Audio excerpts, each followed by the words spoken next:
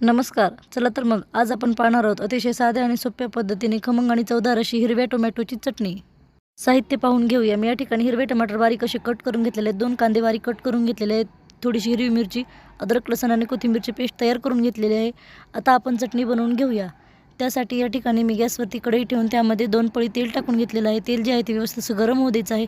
तेल छान गरम झालं की लगेच त्यामध्ये 1 चमचा जिरे टाकून घेतलेले आहे. जिरे व्यवस्थित असे तडतडू द्यायचे आहेत. जिरे थोडेसे तडतडले की लगेच आपण त्यामध्ये या ठिकाणी बारीक कट करून घेतलेला कांदा टाकून घेणार आहोत अगोदर. कांदा आता आपल्याला छान असा सोनेरी रंग येईपर्यंत परतून घ्यायचा आहे. कांदा आपला परतला की लगेच त्यामध्ये आपण कट करून घेतलेली हिरवी मिरची टाकून घेऊया. आता मिरची आपल्याला कांद्याप्रमाणेच व्यवस्थित अशी परतून घ्यायची आहे. 1-2-3 मिनिट मिरची आपण परतून घेऊया. हे दोन्ही साहित्य व्यवस्थित असे परतले की लगेच आपण त्यामध्ये बारीक कट करून घेतलेला टोमॅटो टाकून घेऊया. आणि आता आपल्याला टोमॅटो ही मोठ्या गॅसवर छान असा 3 ते 4 मिनिट परतून घ्यायचा आहे. साधारणतः 4 मिनिटानंतर टोमॅटो जे आहे तो व्यवस्थित असा परतला जातो. त्यामुळे आपण 3 ते 4 मिनिट छान असा टोमॅटो परतून घेऊया.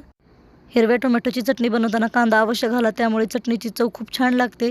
आता आपला कांदा आणि टोमॅटो छान असा परतला की लगेच आपण त्यामध्ये अद्रक, लसूण आणि कोथिंबीरची पेस्ट टाकून घेऊया. मी या ठिकाणी 1 चमचा पेस्ट वापरलेली आहे. आता तीही आपल्याला व्यवस्थित अशी मिक्स करून घ्यायची आहे. त्याचा कच्चेपणा दूर होईपर्यंत छान अशी परतून घेऊया. आणि पूर्णपणे हे साहित्य परतून झाल्याच्यानंतर आता आपण त्यामध्ये 1 चमचा मीठ टाकून घेऊया. आणि मीठ टाकल्याच्यानंतर पूर्णपणे आपल्याला ते व्यवस्थित असं मिक्स करून घ्यायचं आहे. मीठ जे आहे ते पूर्णपणे टोमॅटो कांद्याला लागलं पाहिजे अशा पद्धतीने आपण मिक्स करून घेऊया.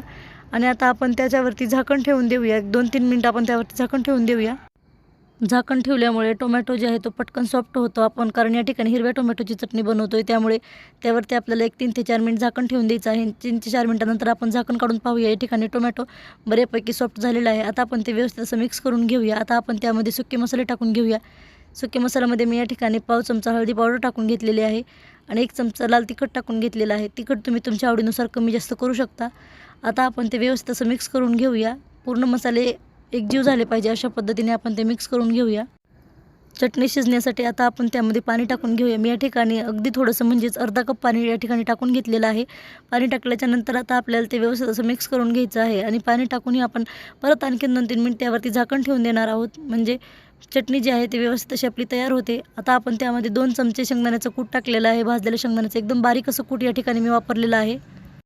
सर्वात शेवटी म्हणजे चटणीची चव वाढवण्यासाठी आता आपण या ठिकाणी 1 चमचा घरगुती काळं तिखट टाकून घेतलेलं आहे.